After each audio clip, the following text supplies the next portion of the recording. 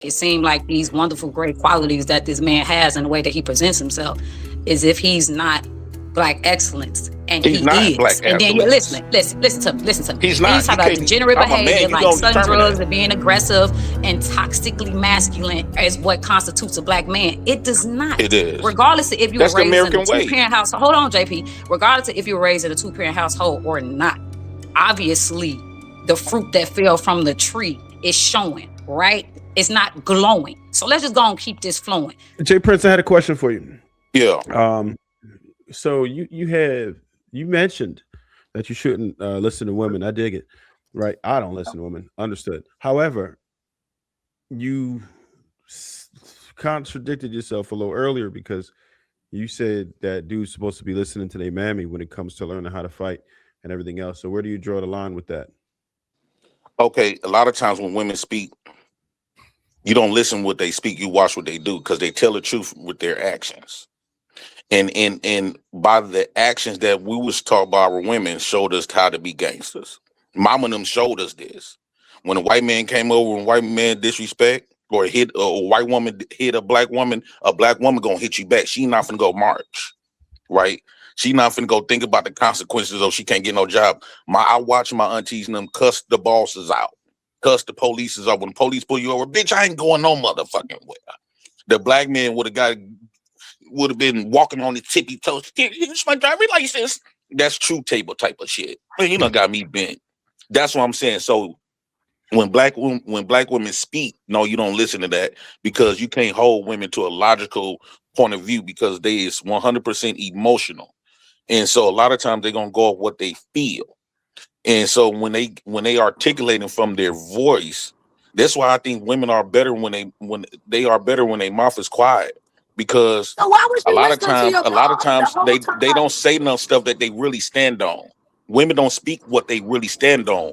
Now, what they do stand on is through their actions. So I think that's the difference. But JP, you were raised by a woman. You didn't get any type of tutelage from a man. All you know is what you, and from what you told us, she told you or taught you to be aggressive, irresponsible. So now you think what you constitute as a boring life, which is really a responsible life, it's safe. But you don't see it as that. From a psychological standpoint, this sounds like you jealous that you didn't have a two-parent household and you want No, to kind of fuck no. okay, well, now, again, I could be wrong. I'm just giving you my opinion. If you are Dead not ass jealous wrong. that you didn't have it, I just think you don't understand the benefits of the experience. But like I said, you talk all this ish about not listening to women, and you were raised by a woman who taught you And I watch everything that you know. Miss Pearl, did you hear me? I said I didn't. A lot of times women didn't never teach us nothing. We watch what they do. We watch them getting aggressive. We watch them, we watch what the type of men that they pick. We watch who they submitted to, who they played. True Table got played. His image got played. Did nobody respect his image? Matter of fact, if he was one of the family members, nobody won't fuck with him. The mamas, I don't understand. his own mama would choose to hang around the thugs, the drug dealers, and she'll love him, but love him from a distance. Yeah, but I don't All know my any drug aunties hung dealers around the that got huh? holidays and like an MLK type of thing. Like you trying to make it seem like these wonderful, great qualities that this man has in the way that he presents himself, as if he's not black excellence, and He's he not black is. And then you're excellence. listen to me, listen to me. He's Then you not. talk You about can't. degenerate I'm a behavior, man. You like gonna selling determine drugs that. and being aggressive and toxically masculine as what constitutes a black man. It does It not. is. Regardless of if you were That's the raised in a American way. two-parent household. Hold on, JP. Regardless of if you were raised in a two-parent household or not, obviously the fruit that fell from the tree is showing, right?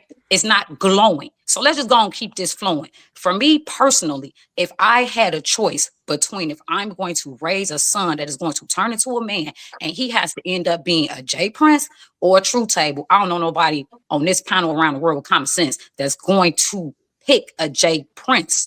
And that is somebody who is irresponsible. That is somebody who is aggressive. That is somebody who is not communicative. That is somebody who is not emotionally regulated. My son, get yourself together. I land. Period. And let me say this, Hold on, Jay, hold on, before you go. hold on, Jay. Hold on, Jay. I mean, that true. Before we move on, you want to respond? Anything? He said he's a caregiver. That's enough said. I mean, we're in 2026. He got a do-rag on and he talks about the white man while he's employed. I don't talk to people who are employed and have to ask for permission to take a lunch break. Are we replacing roles or just coping with absence? In some cases, replacing roles. If there's one person there, then they have to do everything. So they got to replace and do all roles necessary. Replacing, I think, I assume you're talking like the men becoming feminine, women becoming masculine. Is that going on? Yes. I think we're just coping. I don't think that you can replace, because when maybe I'm wrong, y'all help me out. But if I'm at a job and I'm fired or I'm replaced, I'm not there. I'm somewhere else. Like somebody has to physically come in and substitute for me to replace me. They have to take over my place and do what it was that I failed to do. So if the person is not there and you have one person and they're trying to do dual roles, no matter how hard they try, they're not going to be able to do both because they're only one person and they only have that one set of physiological and biological metrics. They can't do both.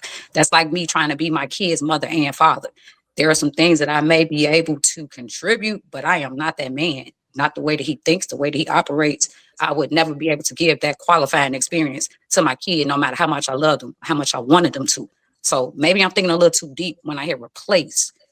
I think some people are thinking of maybe more like supplementation or additional help, but a replacement is just that. You're gone and somebody else steps in. And if they're actually stepping in and they're of a substantiated quality, then the show continues. We went on to have that discussion as if they came in and they weren't able to meet or exceed. But no, I just honestly, I'm gonna land my plan and saying we're coping. You have to do that when you don't have what you need.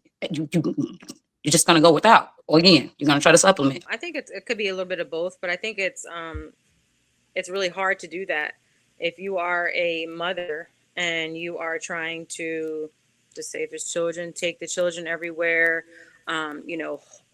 be financially responsible for the whole household. It could be very overwhelming. And so I don't know how, not to say you might get the job done, just like in Jay Prince's,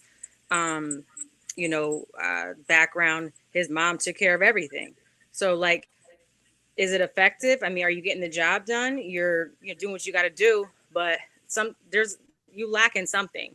You might lack in, I don't know, you could just lack in some things. And I think it puts a lot of burden and stress on if you are trying to cope with a person's absence. And sometimes there's absences that could be filled. Some, I think Malik said, is that your name right? Sorry. M. White.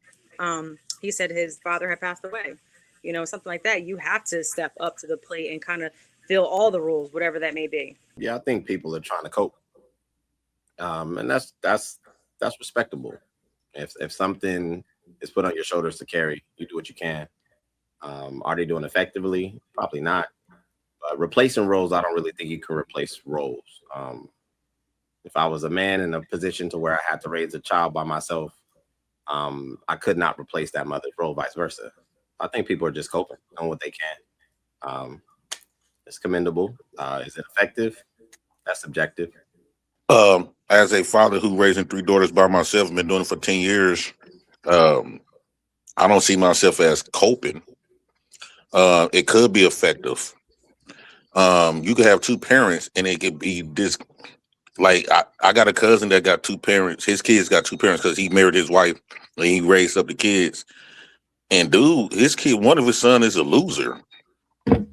Like loser, can't do shit for himself. He be begging all the time. And they grew up in 2-parent households. His dad is a truck driver. His mama had her own daycare. And he completely a loser. But with the kids I think that single parents cause the single parent one, it gives you so much motivation and drive. 2-parent household spoils the kid.